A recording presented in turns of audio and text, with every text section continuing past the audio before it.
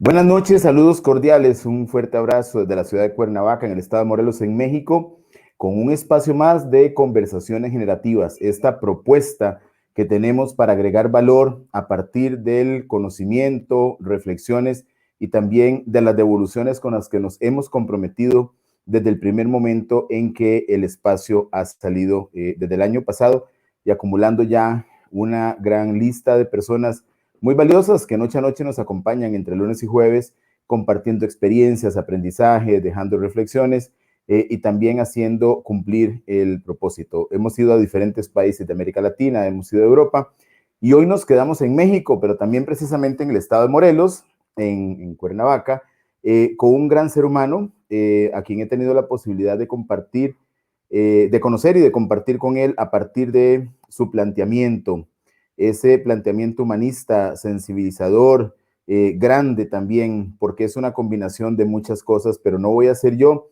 el que lo va a contar, es Manu Marquina, quien hoy nos acompaña acá en Cuernavaca, quien va a poder compartir esto que sé que va a ser de mucho interés y de gran valor. Así que un fuerte abrazo, bienvenido y gracias también por aceptar compartir en un espacio como este. Manuel, qué gusto poder saludarte, tocayo, al fin de cuentas. Así es. Gracias por este espacio que me brindas y un abrazo afectuoso a la distancia, no solo a ti, sino también a tu amable auditorio que nos sintoniza a través de este medio.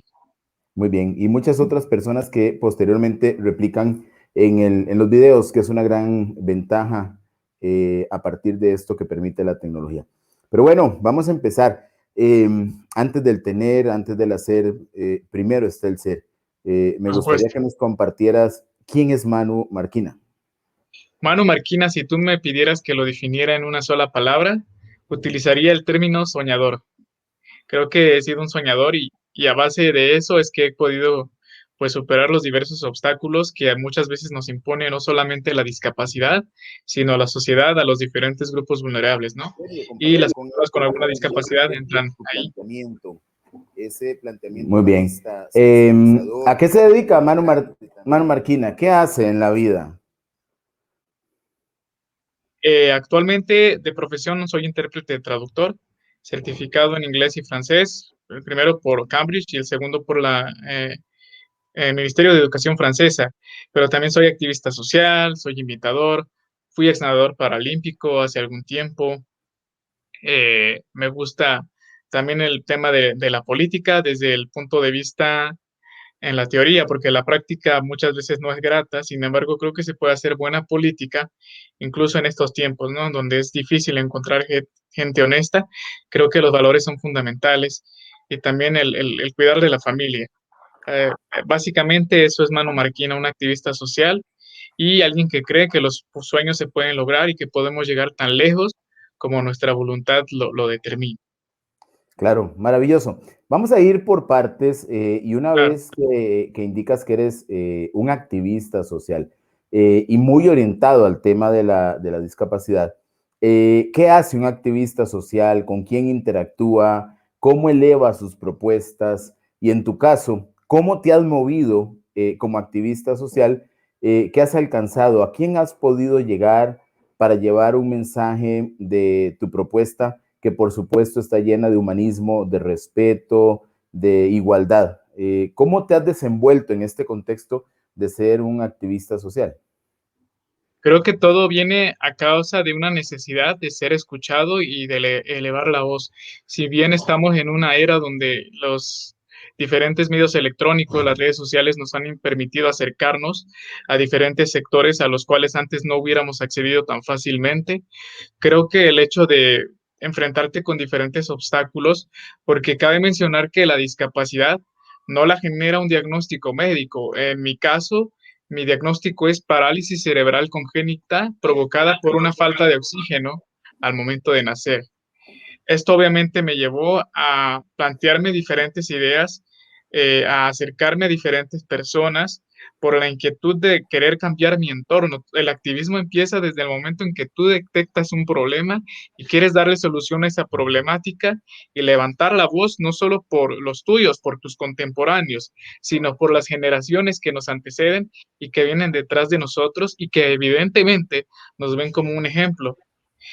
no tan solo en la discapacidad, también vemos que hay activismo en cuanto a los derechos de los pueblos indígenas, incluso la comunidad de la diversidad sexual, en fin, las mujeres, por supuesto, que está tan de moda esto del feminismo. Entonces, todos los grupos vulnerables que alguna vez pues han visto violentados sus derechos, de alguna manera han elevado la voz. Y eso obviamente me ha llevado a estar en diferentes escenarios, llevando propuestas de inclusión. Podría mencionar al Congreso del Estado de Morelos.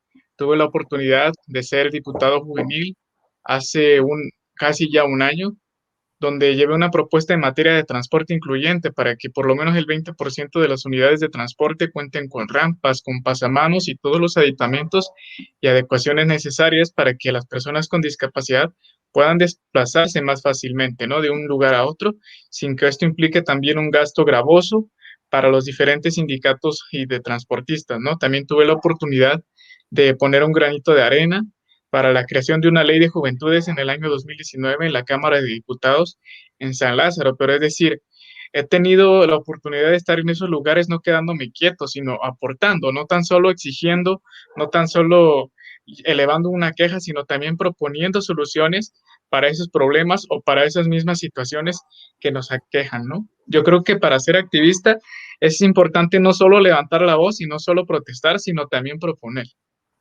Muy bien, claro, generar aportes, de lo contrario, Así ¿de es, qué sirve alzar la voz si no me comprometo con el aporte? así Ahora, es. aquí vamos abordando temas muy interesantes, vamos a llegar al tema político y quiero conocer un poco esa experiencia como diputado juvenil, incluso hay algunas consultas que tengo, pero antes de esto, un ser humano tan profesional, tan noble, tan bueno, tan lleno de valores, hoy convencido de una lucha, además de ser activista, quien ha podido alcanzar metas y metas profesionales, intérprete en inglés, francés. Podríamos ir un poquito para conocer cómo fue la trayectoria a partir del conocimiento del diagnóstico médico y creo que muy importante, esas redes de Claro, apoyo que estuvieron ahí, que asumo que en gran parte es la familia. ¿Cómo fue esa experiencia para la familia? así es. ¿Cómo lo fueron viviendo? Porque siempre creo que el tema de la Claro, discapacidad simplemente es una realidad, como de realidades estamos llenos los seres humanos. La gran diferencia así es. muchas veces es qué hacemos y qué nivel y qué dimensión le damos a esa realidad en un sentido distinto al que es, que en lugar de enfocarnos en seguir adelante con personas tan valiosas como vos, pues algunas veces hasta Gracias. inconscientemente las familias nos quedamos atrapados en un montón de situaciones, en lástimas, y a veces las mismas familias generan esos marcajes, esas diferencias para Es correcto. impedir que un ser humano con una discapacidad que simplemente es una realidad siga adelante. Bueno, en tu caso, ¿cómo fue el proceso? Mentiría si dijera que mi mamá de buenas a primeras aceptó que tenía un hijo con discapacidad. Ella misma me lo ha confesado ya teniendo una edad madura para entender estos asuntos, que al principio no fue nada sencillo. El doctor le advirtió que yo podría venir con alguna discapacidad dado que ella tuvo 3 amenazas de aborto durante su proceso de embarazo.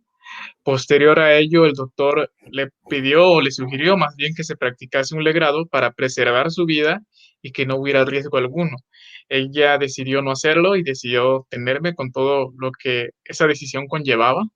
Y cuando nací, pues no fue sencillo. Es decir, mi mamá estaba celebrando su cumpleaños y de repente inició con molestias en su vientre. La llevaron de emergencia al hospital.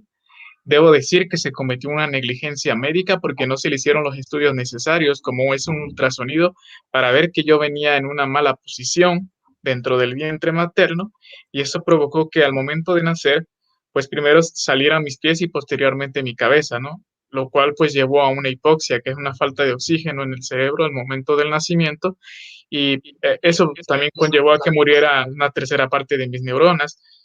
Obviamente los médicos no tenían un pronóstico alentador para mí.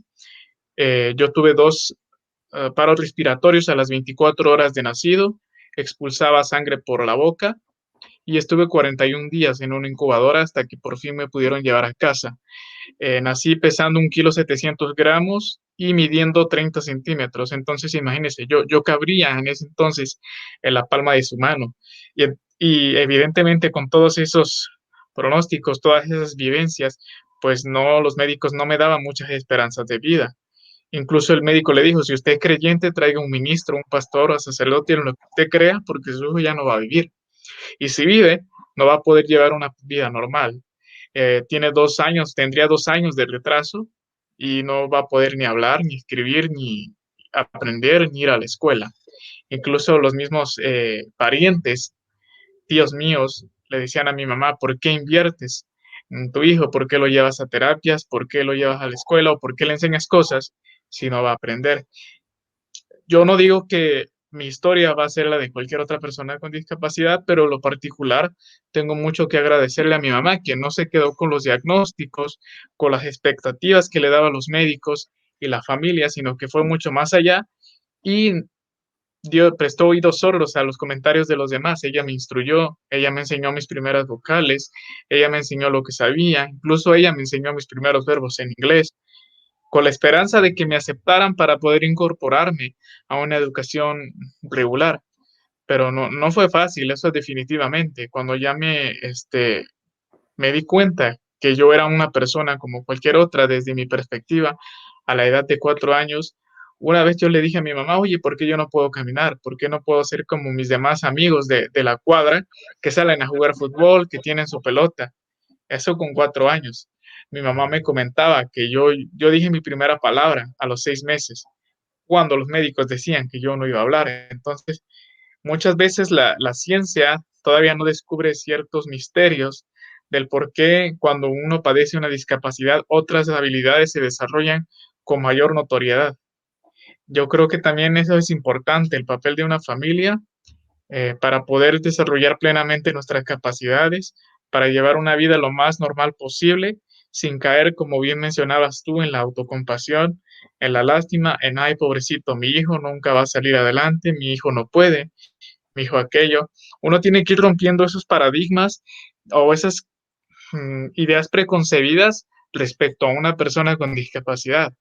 Incluso si me permite tocar el tema, incluso en el área sexual, había compañeros ya cuando yo estaba incorporado a una educación formal que me decían, y tú vas a poder tener relaciones sexuales. Y no, no los culpo. Creo que en torno a este tema se generan muchos tabúes en todos estos temas. Y yo les dije, por supuesto, por supuesto. Habrá personas con discapacidad que no puedan hacerlo, pero en mi caso, digamos que del el tronco para arriba y del tronco para abajo, tengo mi sensibilidad perfectamente bien. Y como te digo, también eso es parte del activismo, el romper esos tabúes que la gente se arma en la cabeza con respecto a la discapacidad, con respecto a tantas otras enfermedades. Y creo que vamos avanzando en ese tema. Si bien no estamos donde deberíamos estar, tampoco nos encontrábamos donde estábamos hace 20 años, donde no se concebía la idea de una persona con discapacidad asistiendo a una escuela regular, una escuela convencional y adquiriendo conocimientos como el resto de los alumnos, ¿no? De que trabajan de manera convencional. Ese es otro tema, otra historia que también es muy interesante, el hecho de cómo me incorporé a la educación formal. Mi primera maestra me decía que cómo era posible que mi mamá hubiera podido inscribirme en una escuela común, porque ella no creía que yo pudiera aprender. De hecho, me pasó con 6 de segundo de primaria. Yo ya no tuve que cursar primer año porque estuve 3 años. De la edad de 6 años a los 9 años, estuve estudiando en una escuela de educación especial para niños con discapacidad de diversas enfermedades. Por ejemplo, encontré compañeros, conviví con chicos que padecían del espectro autista, que padecían de hidrocefalia, de microcefalia, síndrome de Down. En fin, yo tuve la oportunidad de conocer todas esas realidades y aunque yo tenía 7 años, yo me daba cuenta que era afortunado porque podía hablar, porque podía entender, porque podía expresarme. Habían compañeros que podían caminar, pero no entendían. Es decir, su discapacidad era eh, psicomotora. No solo la Ujú. parte motriz estaba afectada, sino que también la parte del aprendizaje y el área cognitiva del cerebro. Entonces, desde ahí uno aprende a valorar en la vida, uno aprende a valorar diferentes regalos que nos da la existencia, que nos da Dios y el por qué estamos aquí. Yo siempre he manejado la premisa de que todos, absolutamente todos, tenemos un propósito en esta tierra y fuimos creados con un objetivo específico, y creo que el mío es hacer ver a las personas con discapacidad que hay un futuro más allá de las cuatro paredes de un cuarto, pero uno lo va descubriendo con el pasar de los años, no es algo que se dé de la noche a la mañana.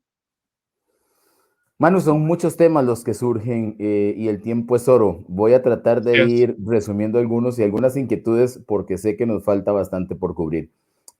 ¿Tuviste algún acompañamiento psicológico en la adolescencia? ¿Cómo fue la interacción con tus compañeros? ¿Hubo por ahí algún estancamiento que hoy recordes nada más como una anécdota?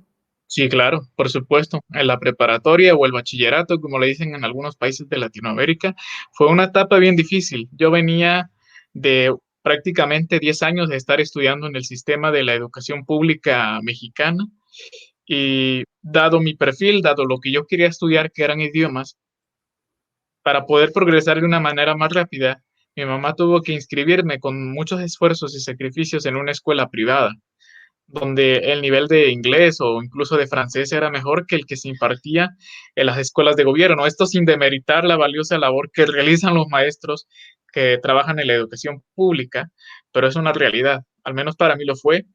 Y el hecho de no pertenecer al mismo núcleo socioeconómico y el hecho de tener una discapacidad fue difícil para mí al momento de querer establecer una convivencia con mis compañeros, porque oía comentarios como, ahí viene el patas de pingüino, o vámonos de aquí porque aquí huele a pobre, o no vaya a ser contagioso. Es decir, uno va aprendiendo con los años que esas cosas se toman de quien vienen, pero para un niño o un adolescente de 15, 16 años, eso es muy difícil de digerir si uno no tiene el acompañamiento necesario. Gracias a Dios yo tuve el apoyo de mi familia y el apoyo de mi fe. Yo soy cristiano evangélico, creo que la fe es fundamental también para superar estos momentos complicados. Entonces, digamos que ahí tuve mi gran estancamiento, pero también mi gran revelación del por qué yo estaba aquí.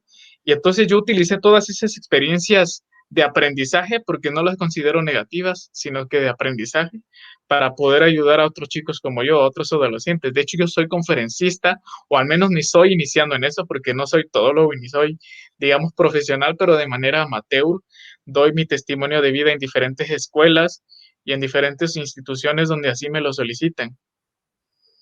Qué bien, maravilloso. Vamos por partes porque la verdad tengo que ir siguiendo un guión. Hoy lo hice porque sé que es un tema pues muy rico en contenido de sensibilización y también de admiración. Quiero Muchas aprovechar gracias. porque además de eso, en algún momento se comparten algunos comentarios. Hay personas que aprecio mucho que están por acá compartiendo. Bueno, acá tenemos un amigo en común. Aquí está Ricardo, escuchándote también. Ricardo, un saludo, Este, hermanito. Sí, vamos a ver, permítame porque tengo un problemita acá con la señal, pero bueno, también hay personas en Costa Rica que te están viendo, dentro de ellas la profesora Olga Chávez, quien es una maestra de los maestros, que perfectamente podría ser tu maestra, la mía y de todo el mundo, porque es una educadora muy distinguida de la Universidad Nacional en Heredia, que es una universidad pública y que tiene sus posgrados en la enseñanza del inglés con una trayectoria de cerca de 25 o 30 años formando educadores y Wow. además enviaba un mensaje que ahorita lo voy a compartir porque tengo un tema de aquí de señal. Vamos a ver, de doña Olga, quien nos acompaña y que también envía un mensaje de admiración. Vamos a buscarlo por acá. Un segundito porque el tiempo apremia y si no lo vamos Adelante. encontrando en medio del camino. Pero bueno, es admirable. Vamos a ver si está por acá. Por aquí va a aparecer ahorita, déjeme ver. Por acá dice doña Olga, saludos desde Heredia. Eres un guerrero de vida, mi admiración y Muchas respeto. gracias. Tienes una actitud muy positiva. Doña Luz Mary Ortega, una gran persona también, y otros amigos de México que nos están siguiendo. Ahora, muy bien, este contexto, este escenario de este valioso ser humano incursiona para ser activista social. ¿A partir de qué momento decide hacerlo y cómo escala para llevar esto al contexto internacional? Ok. Decido involucrarme en el momento en que veo que no hay muchos actores con discapacidad que se paren en las grandes tribunas para proponer y para también exigir sus derechos, pero con justa razón. Porque como mencionaba hace unos momentos, no es nada más de exigir o de protestar, si vas a exigir, tienes que también proponer ser parte de la solución, porque si no, de lo contrario, también eres parte del problema. Y eso es Ujú, justamente lo que hay que evitar en el activismo. Ahí me di cuenta que si quería que mi realidad cambiara, que mi entorno cambiara, tenía que ujú, actuar yo. Tal vez no logre cambiar al mundo, pero sí puedo cambiar al menos una conciencia a la vez.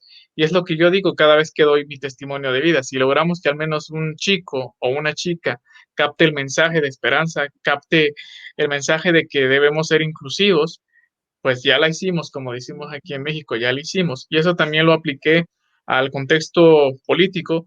Tengo algunos amigos que se involucraron en el digamos que en la rama de la política, en el servicio público, entre ellos el presidente de Xochitepec, Morelos, Alberto Sánchez Ortega, quien le mando un saludo fraterno si es que llega a ver esta amena charla en algún momento, y ahí fue donde me di cuenta que yo también podía hacer una diferencia. Así fue como me empecé a involucrar en diferentes ujú, organizaciones como Jóvenes Políticos de las Américas, de la OEA.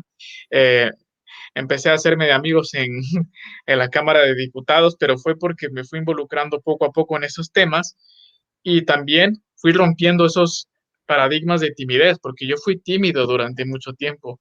Incluso también en el amor fue complicado el hecho de encontrar pareja porque muchas se hacen tabúes, muchas chicas y también yo creo que muchos chicos al momento de querer entablar una relación con una persona con discapacidad, pero gracias a Dios hoy estoy casado. Es decir, fue una aventura de 4 años. Yo conocí a mi esposa por redes sociales y, en fin, eso también me llevó a cambiar muchos de mis paradigmas que yo tenía en mi cabeza y también eso aplicó en lo político. Es decir, a través de esta red de jóvenes políticos de las Américas, yo fui relacionándome con diferentes personas, fui conociendo diferentes convocatorias, porque esto se da por convocatorias que luego lanzan los congresos locales y el Congreso Federal.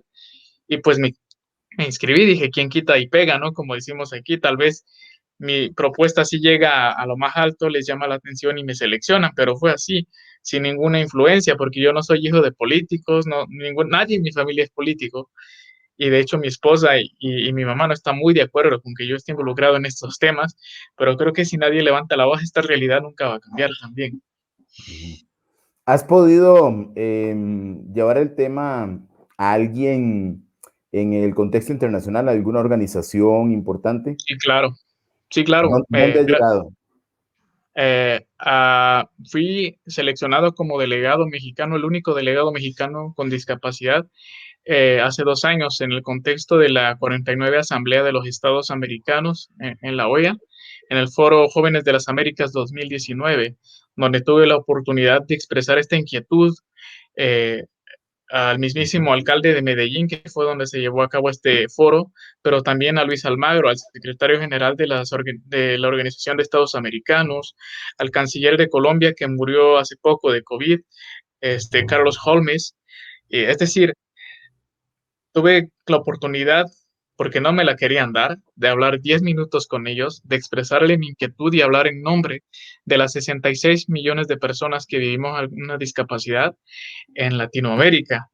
Y también a nombre de las mujeres. Yo sé que tal vez muchas no van a estar de acuerdo conmigo porque no soy mujer, pero sí era la única persona con discapacidad y dije, también tengo que hablar por ellas, porque muchas veces no solo es la discapacidad, también hay personas que sufren una doble discriminación.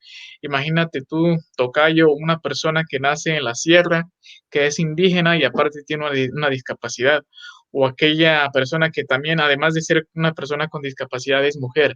Entonces ahí va una doble discriminación que también debe ser atendida y justo fueron estos temas los que abordé frente a estos altos funcionarios, para que no nos quedáramos fuera de la agenda que se había gestionado en esa asamblea.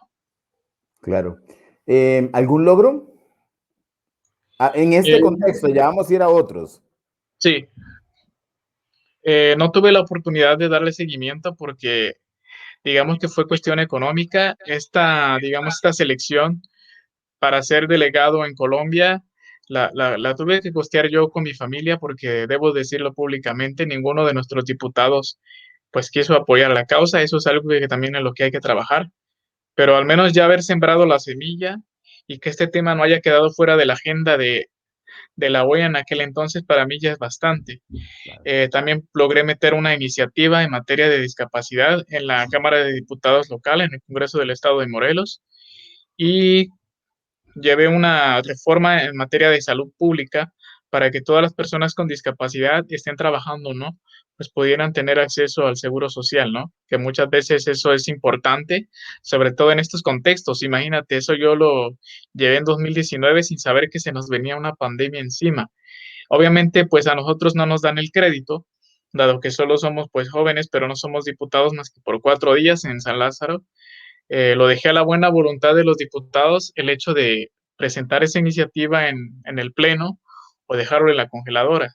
Pero es decir, se van dando pequeños pasos. Es mejor dar esos pequeños pasos a no hacer nada y quedarse sentado nada más quejándose. Qué admirable. Muy bien, hay un tema que hablábamos antes, es el tema de derechos y obligaciones. Sí es. Me encantó mucho tu propuesta. ¿Cómo abordas esta propuesta de derechos y obligaciones? Y también, ¿qué legislación existe ahorita con respecto a lo que has, donde te has movido, lo que conoces? Mira, pues en materia legislativa y en materia de derechos humanos, en 2006 se llevó ante la Asamblea General de la ONU una propuesta que, por cierto, emanó de aquí, de México, de crear un compendio de derechos humanos para las personas con discapacidad y hoy en día se conoce como la Convención sobre los Derechos de las Personas con Discapacidad, que es un compendio que consta de 50 artículos, entre los que se destacan los derechos políticos, los derechos humanos básicos, el derecho a la vida, el derecho a la vivienda, a una vida digna, a una vida independiente, porque muchas veces se tiene el concepto de que la persona con discapacidad siempre debe estar o siempre está con mamá o con papá. No siempre es así. Yo actualmente estoy eh, adaptándome a esta nueva vida de casado. Yo me casé apenas hace 4 meses, es decir, en medio de una pandemia, fíjate, nada más fui a casarme hasta El Salvador porque hasta allá me atrapó el amor y esa es otra cuestión que también hay que tratar. También nosotros tenemos derecho a llevar una vida en familia, a tener nuestra casa, el derecho a unas vialidades bien construidas, a ciudades incluyentes, adaptadas, que muchas veces en Latinoamérica no lo encontramos. Creo que es importante también señalar que también existe legislación a nivel nacional. Está la ley para la inclusión de las personas con discapacidad y en Morelos tenemos la ley integral de atención para las personas con discapacidad, que trata obviamente estos temas que ya están contenidos a la convención, pero de una manera muchísimo más local, ¿no? Claro. Entonces la legislación, las leyes ya están. Lo importante es llevarlas a la práctica y que no se queden nada más en una letra muerta. Ujú. Como mexicano, ¿cuál es la realidad que tiene México hoy en este campo? Porque es un tema que es global. Sabemos que lo mismo que Claro, vive alguien aquí con una discapacidad lo puede vivir en cualquier país, en Costa Rica, en así es. Panamá, en Nicaragua, pero al menos los datos que hoy tienes de México, Ujú. ¿cómo se está viviendo el tema en México? Es un escenario complicado. Digamos que la pandemia acentuó las desigualdades en todos los sectores que ya existían, ¿no? Los pobres se hicieron más pobres, dicen algunos estudios, eh, y las personas con discapacidad no son la excepción. Es decir, yo te pongo mi caso. Yo soy intérprete traductor, pero soy freelance, es decir, no trabajo bajo las órdenes de un jefe. Y muchas veces por el tema de la discapacidad no se nos quiere dar trabajo incluso en esos campos. Entonces, junto con mi esposa y yo decidimos emprender, es decir, tenemos un negocio de comida mexicana, de postres y también de comida salvadoreña. Nos trajimos las pupusas hasta Cuernavaca.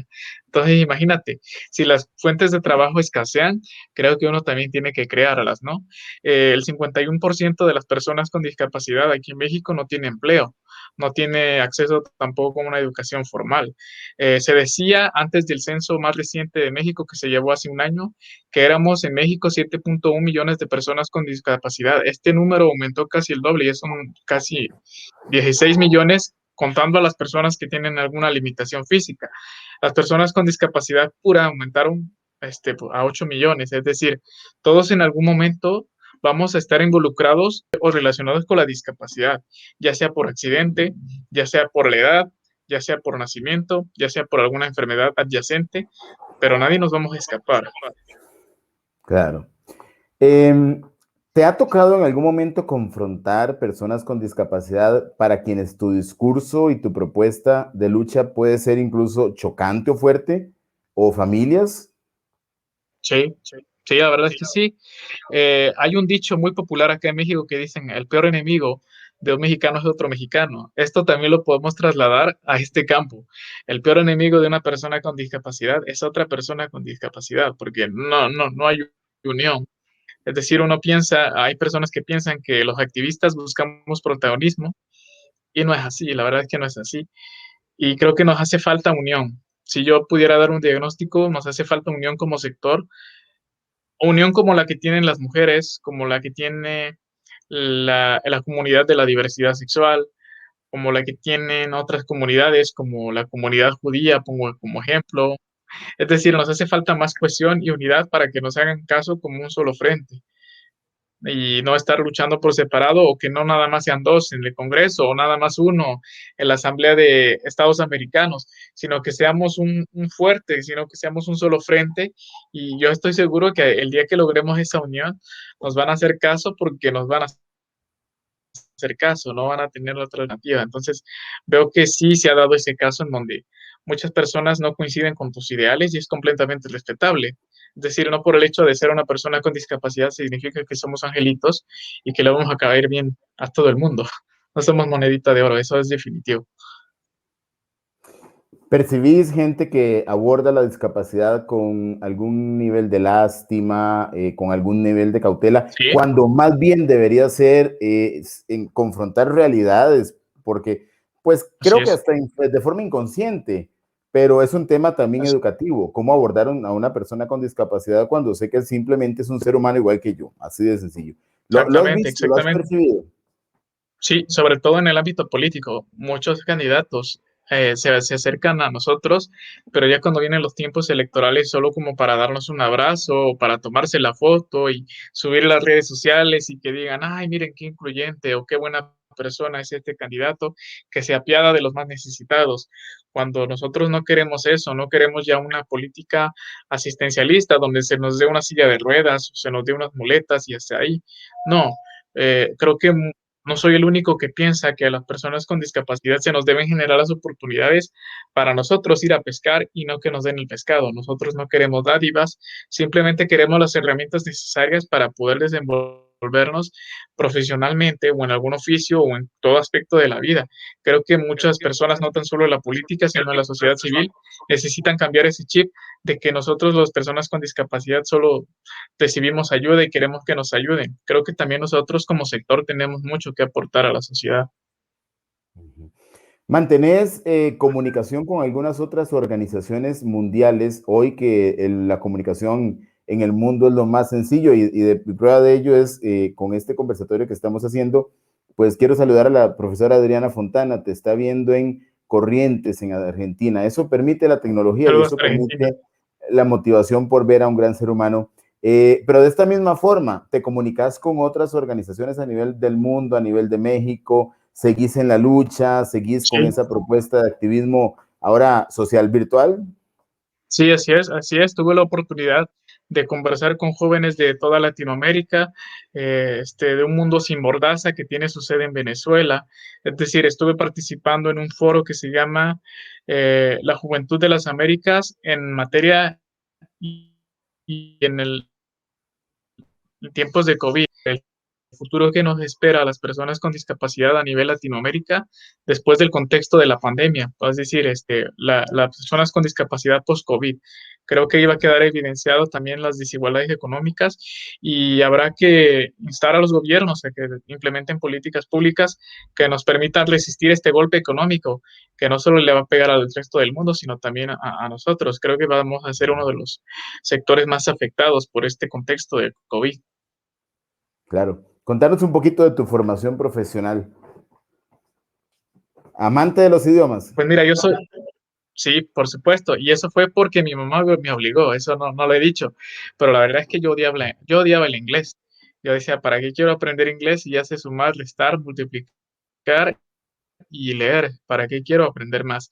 Pero mi mamá me obligó a tomar un curso sabatino por 2 años aquí cerca de mi casa, porque no Cortito, quería 2 años, que yo nada más. pasara 2 años para lo básico, pero yo no sabía ni decir pollito chicken, gallina hen, ni siquiera podía llegar a eso. y entonces por eso me obligó a tomar ese curso sabatino y aparte ella me enseñaba 5 verbos diarios, entonces imagínate el martirio para alguien a quien no le gusta el inglés, pero gracias a este profesor que estuvo cerca de mi casa y a la paciencia que me tuvo a pesar de que yo llegaba llorando las primeras clases, empecé a amar los idiomas y un año después pues ya sabía yo a lo que quería dedicarme. Y fue entonces que le dije a mi mamá que quería estudiar en una escuela particular de aquí del estado de Morelos, especializada en idiomas, y ella me dijo, pero eso es muy caro. Entonces yo creo que también las personas con discapacidad, con nuestra entereza, con nuestras ganas de vivir, con esa perseverancia que le ponemos a cada proyecto que realizamos, motivamos a otras personas a salirse también de su zona de confort, porque eso motivó a mi mamá a buscar otro trabajo, motivó a involucrarse en una compañía muy conocida de cosméticos, para convertirse en directora y distribuir el calzado, porque también tenemos un negocio familiar. Nos dedicamos nosotros a la distribución de calzado de diferentes marcas y también lo vendemos. Entonces mi mamá a partir de ahí cambió su mentalidad y fue su propia jefa. Es una mujer emprendedora a la cual yo admiro y fue así que logró pagarme esta escuela particular. Y también el tema de la discapacidad me llevó a especializarme en materia de derechos humanos y también en materia legislativa respecto a la discapacidad. Si bien no soy maestro en derecho, si bien no soy licenciado en derecho, creo que las realidades nos llevan a plantearnos otros caminos y a especializarnos en otras áreas que no precisamente estudiamos de manera profesional, sino que lo vamos adquiriendo a lo largo del camino y de manera empírica, ¿no? Hay muchos saberes que no se necesitan de comprobar con un título. Hay Así es. saberes de la vida y de la informalidad, si se pueden llamar así, que transforman a un ser humano y le conducen a crecer. Entonces, no tengo ninguna duda que esos saberes están ahí más que validados por la vida y sobre todo por los valores de una gran persona. Vámonos a un Sí. capítulo aparte que creo que me respondiste a medio conversatorio. Desde que hablaste del tema de diputado juvenil, me surgió la inquietud, pero creo que me la aclaraste. No conozco necesariamente el tema ya tan puntual de un congreso, entonces Sí. yo dije, bueno, ¿será que había una sección de diputados jóvenes donde la política le está abriendo un espacio a estos muchachos? ¿O es una posición transitoria, es por un día, por 4, o fuiste diputado en un periodo completo? Este, No, ¿Cómo funciona? Antes de irnos a lo que querés hacer y donde estás ahorita y sí, cualquier claro, proyecto futuro que sería maravilloso y que no me sí, escuchen claro. por ahí quienes no aman mucho la política para mano, ¿verdad? Sí, yo creo que esto es a nivel general. La política no está muy bien parada actualmente, pero cada Perdón, cierto la periodo, política sí, es una ciencia social maravillosa. Los que no están bien parados, y son usted los puede políticos de concluir siempre. la frase. Usted puede concluir la frase. Pero bueno, vamos. ¿Qué pasó con esto de diputado juvenil? ¿Qué hiciste? Eso es Hubo, maravilloso en alguien con tan marcados valores. es maravilloso. Fíjate que si bien esta legislatura es un poco diferente a la que hemos tenido anteriormente. Hay puntos en los que no coincido con ella, pero una de las cosas que más admiro es que justamente como mencionabas, abre la puerta a las propuestas juveniles y a escuchar las voces de todos los sectores juveniles, porque los jóvenes no solo son convencionales, sino que también hay juventudes indígenas, hay juventudes de la diversidad sexual, hay juventudes con discapacidad, hay juventudes compuestas de mujeres. Entonces se abre una convocatoria para que grabáramos un video de 1 minuto donde explicáramos la propuesta que queríamos llevar al Pleno y a la máxima tribuna legislativa de nuestro país en 1 minuto y también la lleváramos en papel. Y se eligieron de las 500, 800 propuestas que entraron, no me acuerdo si fueron de 500 a 800, únicamente se seleccionaron las 300 mejores y bueno, tu servidor quedó seleccionado entre esas buenas propuestas, las 300. Obviamente no todas pudieron subir a Pleno, pero yo sí tuve la oportunidad de exponerla en menos de 1 minuto y también hacer un exhorto a nuestro presidente de la República, pues en ese sentido, ¿no? Que creara materias, cuestión legislativa y Perdón, política. fue al actual presidente que se lo hiciste. Sí, claro, se necesita valor, pero espero que me haya escuchado. Se lo hice en el buen sentido, es decir, con toda la diplomacia y el respeto que me merece. Dije que una beca mensual es buena porque actualmente nos están dando un apoyo a las personas con discapacidad de manera bimestral, ni siquiera es mensual. Dije, una beca es buena, pero lo que nosotros necesitamos es una agenda nacional de desarrollo en materia de inclusión con políticas públicas exactas de cómo piensa usted ayudar a nuestra comunidad y cómo piensa darles esas oportunidades de trabajo y de desarrollarse profesionalmente y en todos los ámbitos a las personas con discapacidad. Yo sé que no todo lo hace el gobierno, sin embargo, las bases que siente cada estado, cada país, son importantes, ¿no? En este sector, entonces le hice este exhorto, espero que le haya llegado, porque ahí había diputados de su partido y si no, espero al menos que se lo hayan hecho saber, ¿no? Pero fue una experiencia muy bonita.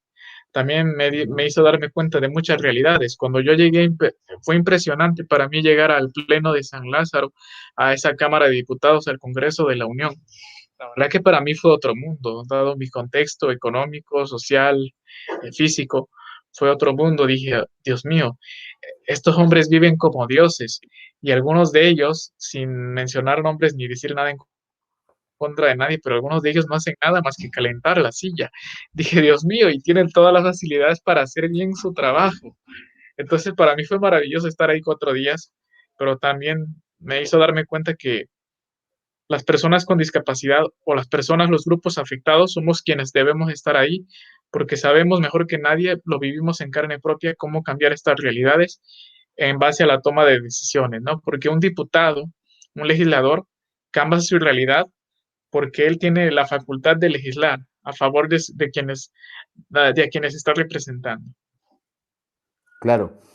Vamos a ver, ¿sentís que todas estas propuestas tan nobles y tan llenas de sentido, de valor, de contenido, realmente calan en los políticos, calan en los diputados? ¿Estás viendo congruencia con un compromiso marcado a nivel general? O por ejemplo, una experiencia como esta que tuviste en esta diputación. ¿Sentís que estas propuestas tienen eco? Lamentablemente no, muchas veces quedan en el congelador. Mm. También me di cuenta de eso, donde me di que los grupos sociales afectados tienen que luchar para alcanzar esos espacios, porque nadie más los va a entender más que una persona que viva esas realidades, no hablando solamente de la discapacidad, sino de cualquier grupo vulnerable. Claro. Ahora, muy bien, la política, ese gusanillo maravilloso, la vida política, porque la política como es ciencia, ahí está escrita, ha estado Muy siempre, noble, va a estar una ciencia social con la que todos los días todos tenemos relación, de una u otra forma, por en nuestros supuesto, comportamientos siempre tenemos un quehacer político. por supuesto. Además, en estados de derecho y bajo principios democráticos, buscamos que haya un equipo de gobierno que dirige el país. Por lo tanto, creo que con todo el fundamento, en lo personal puedo decir que es maravillosa. Ya las excepciones Así las es. aclaramos y algunos actores, como en todos los campos, pues algunas veces la hacen quedar mal. Lo Esa desvirtúan. política que está ahí, claro, por supuesto, y es un tema global, no es un tema de país específico. Así Ese, es. ese gusanito de hacer política ya llegó a Manu. Ahora, hay grandes retos. ¿Qué va a hacer Mano a partir de ahora que ya estuvo con una propuesta frente a autoridades de un alto nivel, donde te das cuenta que llevar estos planteamientos se necesita un espacio y creo que es también entendible que el hacer un activismo social se puede tener más sentido cuando se pueden ocupar posiciones de poder. Lamentablemente es así porque es donde escucha un presidente, donde escucha un ministro o secretario de Estado, pues porque respetan el puesto, lamentablemente o afortunadamente, porque también es un medio para llegar y hay que entender esa realidad. ¿Dónde estás hoy y dónde quisieras estar políticamente? ¿Dónde estoy hoy? Hoy me veo como activista, sin embargo, sí me gustaría, voy a hablar abiertamente sin candidatearme todavía, pero sí me gustaría en algún punto llegar a ocupar un puesto de elección popular. Quizá no ser un diputado federal, no sé, pero sí un diputado local, por ejemplo, legislar desde mi Congreso y armonizar algunas leyes que están desfasadas en materia de discapacidad. Creo que sería una labor muy noble el que las personas con discapacidad pudieran estar representados en la máxima tribuna legislativa del estado de Morelos. Me gustaría llegar a una diputación y si no se puede, pues al menos algún puesto de elección popular como un regidor, que también es importante. No sé, un diputado. Creo que algún día incluso a mí me gustaría llegar a ser senador de la República.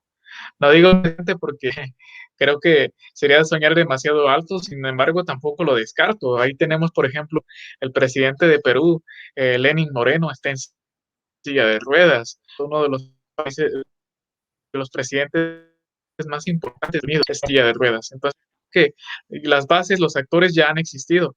Todo es cuestión de seguir sus huellas y por supuesto que me gustaría llegar a las esferas de poder, pero para trabajar por mi sector, para trabajar por cambiar esas realidades que me afectaron a mí y a varios compañeros por tiempo y para cambiar realidades que no son las mejores para las generaciones que vienen, porque Manuel Antonio, yo no comento un bien que yo ya no voy a estar aquí, pero vienen más compañeros, vienen más compañeras con discapacidad, más niños con discapacidad, que no me gustaría que sufrieran los embates de la discriminación y los demás obstáculos con los que me topé en el camino. Claro. ¿Qué estás haciendo para llegar a eso? Eh, no sé si puedo hablar mucho, pero ya se está haciendo algo. Hay una propuesta ahí Con para toda libertad, llegar a ser mientras no te candidato. tengas ninguna limitación, con toda libertad. Pues hay una propuesta ahí para llegar a ser candidato a diputado, una diputación local. Hay una propuesta por ahí que se está cocinando. Qué bueno. ¿Cuál ha sido la reacción de los círculos más cercanos? Familia, amigos. Mira, no puedo hablar, digamos que a nivel general, en redes sociales, por ejemplo, no puedo hablar de que, pues, voy a ser candidato porque no estoy registrado todavía. Pero sin embargo hice un sondeo a nivel general en redes sociales. La pregunta fue, ¿tú votarías por algún diputado que tuviera alguna discapacidad? Y eso lo hice como mero experimento social en redes. Y afortunadamente la mayoría de las elecciones han sido favorables. Y bueno, hay una respuesta que me divirtió demasiado de una persona en específico que puso, si hemos mantenido a muchas personas con discapacidad mental que están en esos puestos, ¿por qué no apoyar a alguien que tiene discapacidad física, no? Entonces ahí ves también el hartazgo de la sociedad de los políticos de siempre. Claro. Si llegar a un puesto de esos significa contar con recursos, y no estoy hablando de los recursos económicos porque sé que la política es muy cara en todos los países del mundo, la Sí. publicidad y todo lo que involucra las campañas políticas. Pero si hablamos desde los recursos de Manu como ser humano, y hoy me estuvieras, voy a presumir y voy a asumir que estuviésemos en una campaña, lo cual todavía no es oficial, así que no quiero generar ningún compromiso, pero si estuviésemos en un espacio como este donde andas buscando un voto, ¿con qué recursos cuenta Manu para pensar yo en que ese voto deba dárselo como ser humano? ¿Con qué recursos para llegar a una diputación?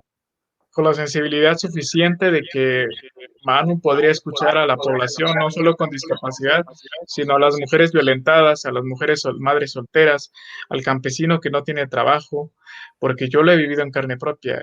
Creo que es el recurso más importante, que yo no vengo de una esfera de políticos, de una familia de clase alta, de políticos de renombre, sino que soy un ciudadano común, como cualquier mexicano, como tú, como de cualquier país del mundo, y porque vivo esa realidad que quiero cambiar todos los días.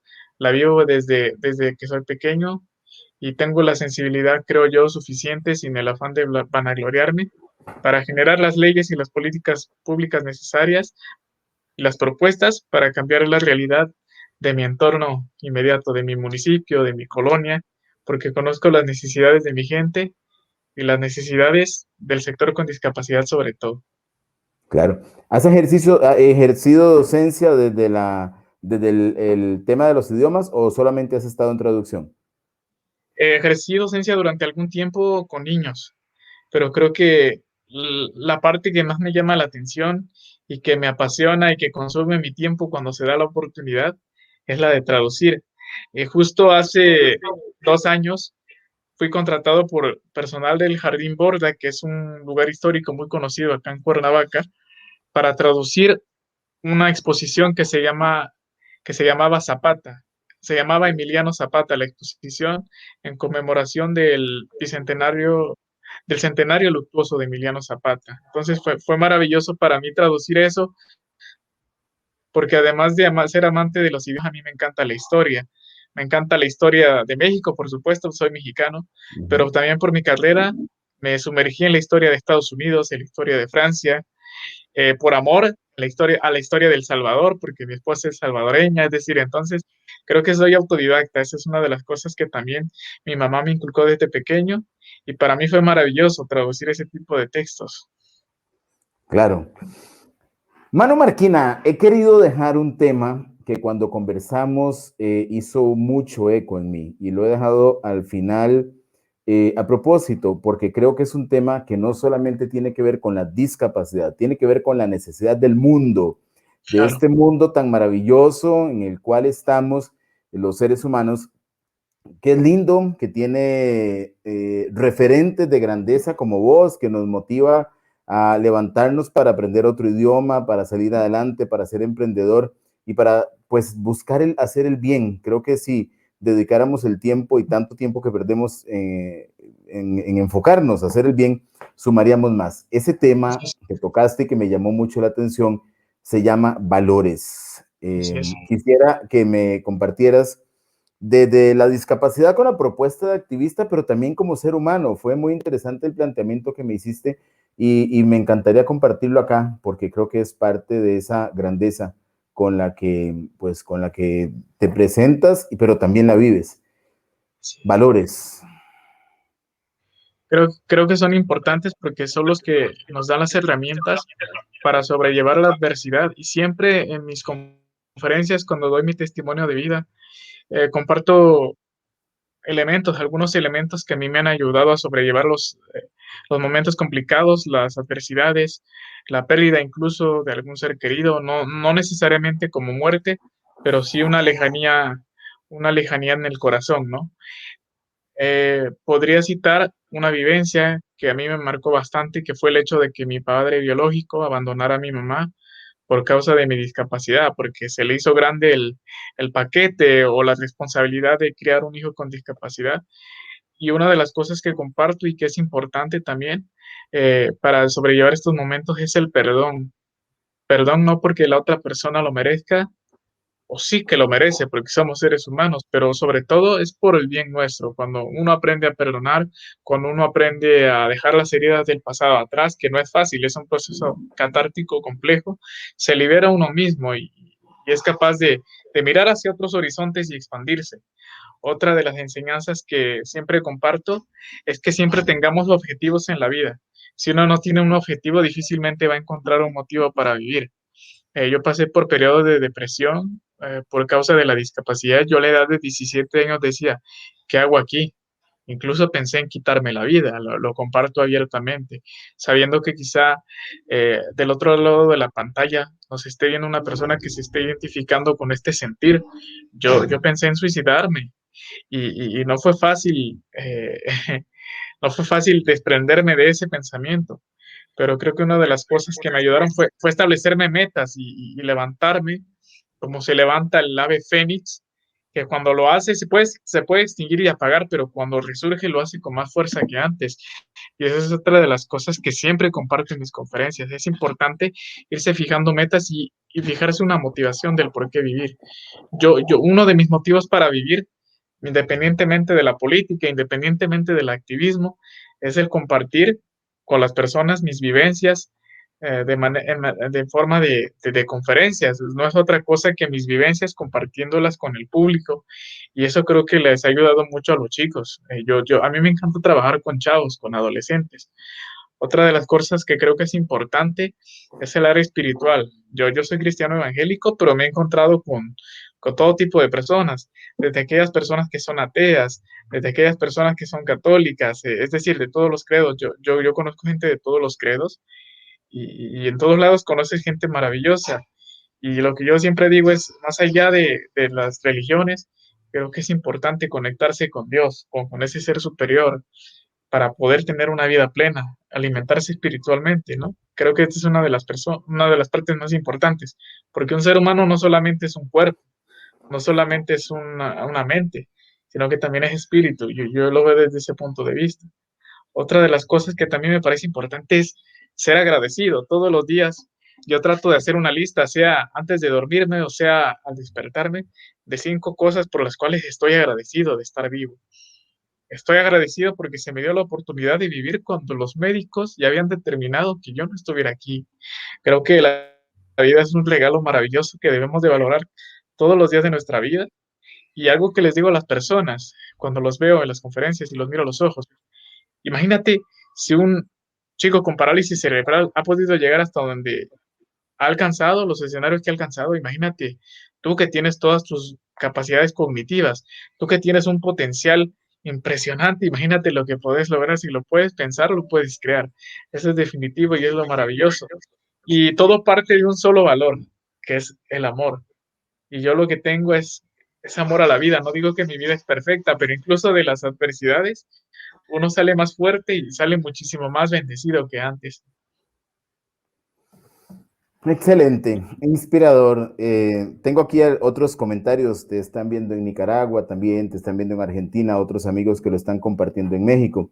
En la Muchas Ciudad de gracias. México, en la Ciudad de México hay un ser humano extraordinario llamado Josué Varela, quien es un maestro mío y que aquí en México me sigue marcando la vida en temas de calidad de formación, en temas de docencia, y que incluso pues hacía referencia a un mensaje por tener a un ser humano tan extraordinario compartiendo una propuesta tan grande, tan interesante como esta. La verdad es que uno se queda sin palabras. Ya nos quedan pocos minutos para ir cerrando y pues retomando el tema que hoy nos convoca, que es el tema de estos retos que están por superar.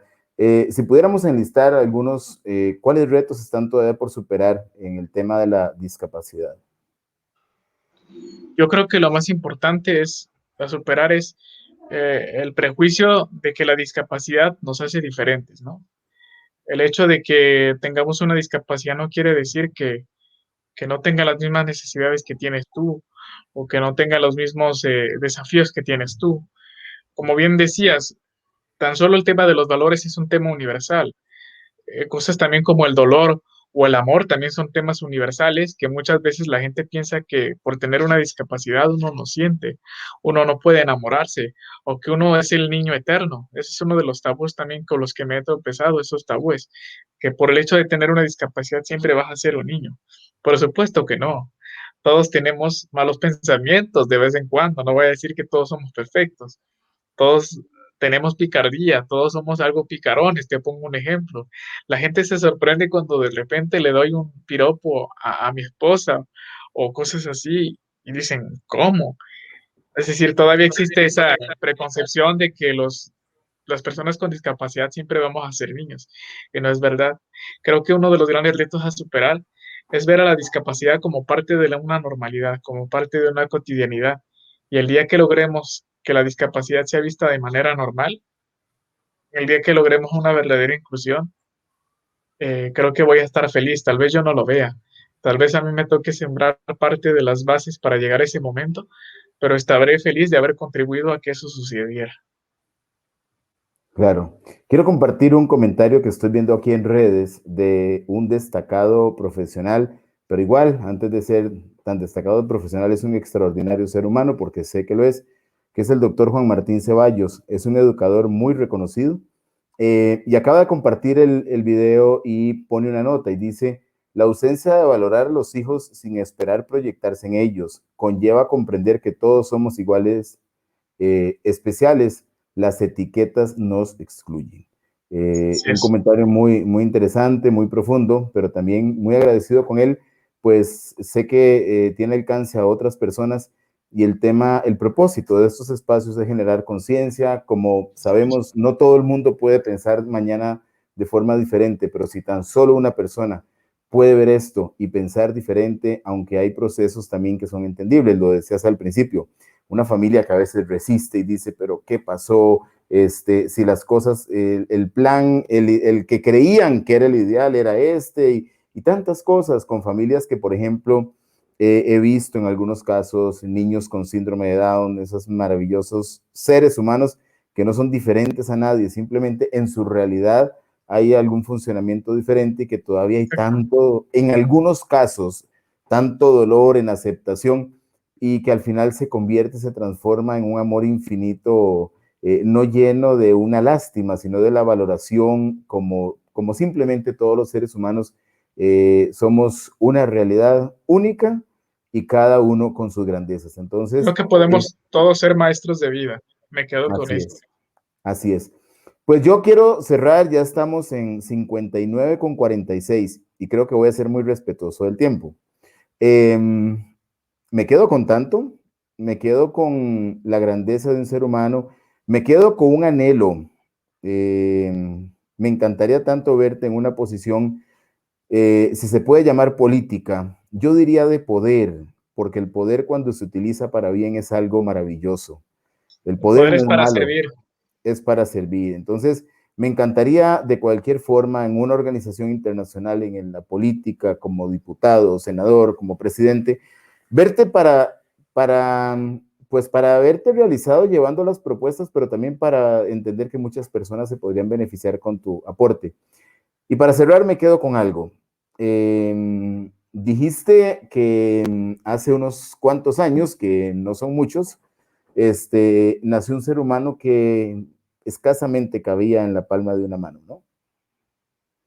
Pero hoy no cabe en muchos kilómetros cuadrados, y yo diría muchísimos, la grandeza, la nobleza y los valores de ese mismo ser humano. Así es Dios, así es la vida, así nos transformamos y vea la evolución que ha dado en este giro para que esa grandeza no quepa, pero en muchos, y cuando digo en muchos, son muchos, y pues creo que es una gran bendición contar con personas como vos, y también gracias por la apertura, por la confianza para compartir, y gracias a las personas que han estado siguiendo, porque sé que han tenido mucho interés. A Ginette, una estimada amiga que está en uno de los lugares más paradisíacos que Costa Rica tiene y que todo el mundo debería llegar, que es la Marina Pez Vela en Quepos, una parte en el Pacífico donde el mundo cambia, ahí el mundo se transforma. Así que los que están en Costa Rica, ojalá que también decidan ir a la Marina Pez Vela, ahora que estamos con medidas sanitarias muy estrictas, porque sé que la están cumpliendo con los más altos estándares de calidad,